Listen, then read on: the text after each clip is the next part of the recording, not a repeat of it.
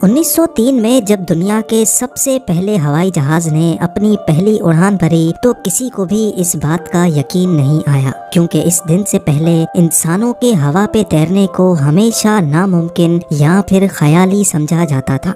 लेकिन अब साइंसदानों को कुछ ऐसे सबूत मिले हैं जिनको देखकर ऐसा मालूम होता है कि दुनिया का सबसे पहला हवाई जहाज राइट ब्रदर्स ने नहीं, बल्कि ये काम तो हजारों साल पहले बसने वाली एंशिएंट सिविलाइजेशंस पहले से कर चुकी हैं। नाजरीन, कोलंबिया के घने रेन फॉरेस्ट में एक बहुत बड़ा एरिया ऐसा भी है जहां किसी दौर में इंसानों की एक ऐसी सिविलाइजेशन बसा करती थी जो गोल्ड और कॉपर को मिलाकर उनसे मुख्तलिफ चीजें इंतहाई एक्यूरेसी और खूबसूरती से बनाया करती थी, और इस सिविलाइजेशन को आज हम कोयम्बया के नाम से पहचानते हैं।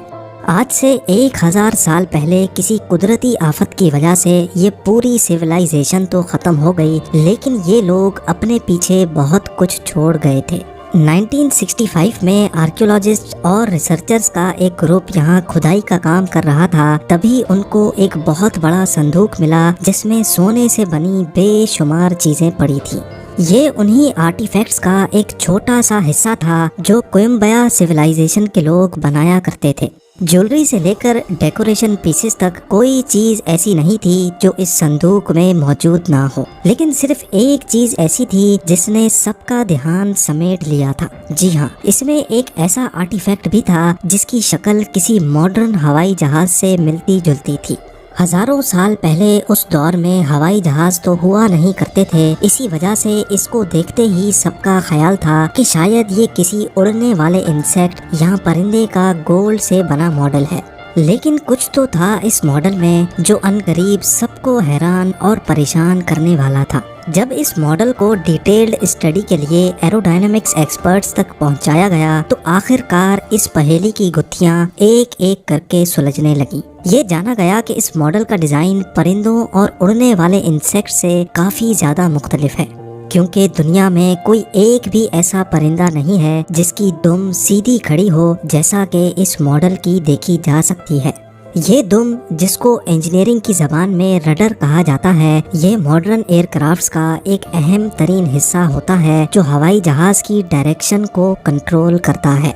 इसके साथ साथ तमाम परिंदों और इंसेक्ट्स के विंग्स उनके जिस्म के ऊपर लगे होते हैं, जबकि इस मॉडल के विंग्स इसकी बॉडी के निचले हिस्से से अटैच्ड हैं, और ऐसा सिर्फ मॉडर्न एयरप्लेन्स या फिर स्पेस शटल में देखा जा सकता है। इन विंग्स को इंजीनियरिंग की ज़बान में एलरॉन्स कहते हैं, जिनका काम एयरप्लेन को लेफ्ट राइट मोड़ने का होता है। राइट ब्रदर्स के पहले जहाज से भी 1000 साल पहले बनाया जाने वाला ये मॉडल दुनिया भर के एक्सपर्ट्स और रिसर्चर्स को लाजवाब कर बैठा था, क्योंकि इस मॉडल में रडर और एलरॉन्स के साथ साथ इसका डिज़ाइन भी एरोडायनेमिक्स फ्रेंडली था।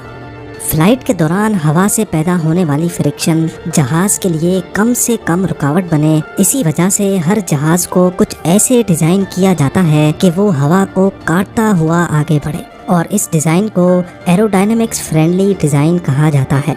यानी अगर ये मॉडल किसी खिलौने की नियत करके बनाया गया होता तो जाहिर है इसमें उन बारीक बारीक चीज़ों का ख्याल क्यों और कैसे रखा गया जिनका उस दौर में नामो निशान भी नहीं था।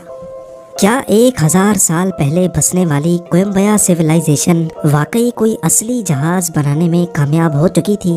इतनी बारीकी से बनाया जाने वाला क्या ये उनके असली हवाई जहाज का ही कोई मॉडल तो नहीं?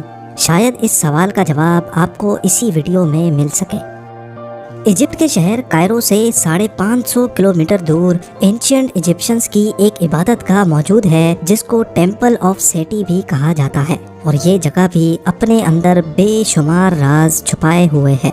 इजिप्ट की दूसरी एंशिएंट साइट्स की तरह इस टेम्पल की दीवारों पर भी पत्थरों को बारीकी से तराश तराश कर इन पर सीक्रेट मैसेज लिखे गए थे।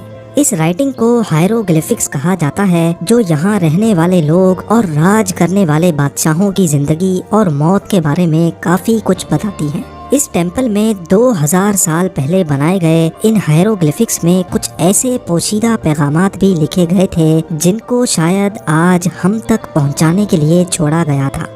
इजिप्टोलॉजिस्ट डॉक्टर रूथ होवर यहाँ एक रिसर्च के मकसद से इन हायरोग्लिफिक्स की फोटोज ले रही थी। तभी उनको अपने पैरों के नीचे कुछ महसूस हुआ। उन्होंने देखा कि हायरोग्लिफिक्स का एक छोटा किनारा टूटकर इनके पैरों के नीचे पड़ा हुआ था, लेकिन उनको इस बात का बिल्कुल भी इल्म नहीं था कि पत्थर का ये किनारा साइंस की दुनिया में हलचल मचाने वाला है।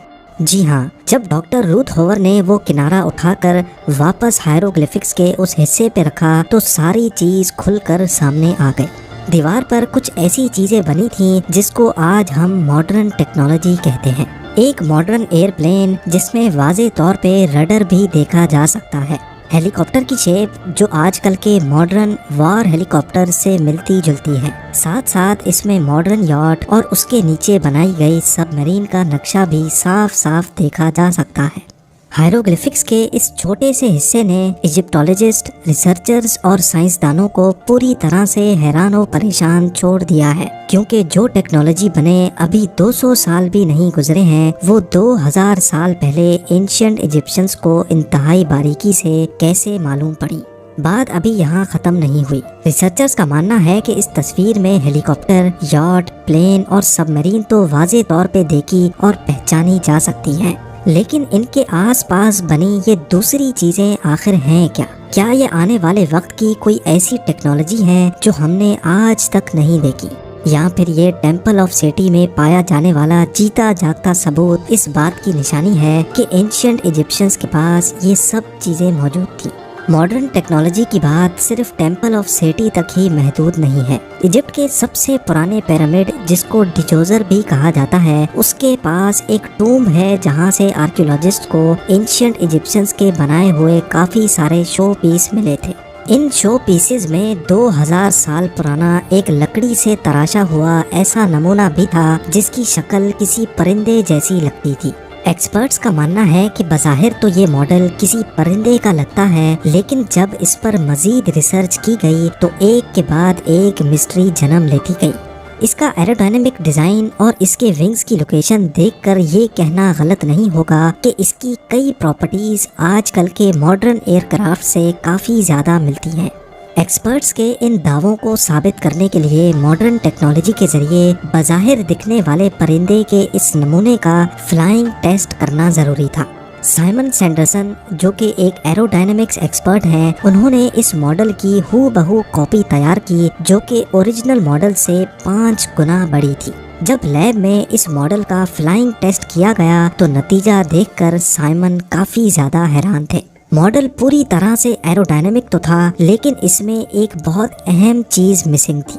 जी हाँ, जहाज को टेक ऑफ और लैंडिंग के लिए टेल की जरूरत होती है और ये टेल इस मॉडल में मौजूद नहीं थी।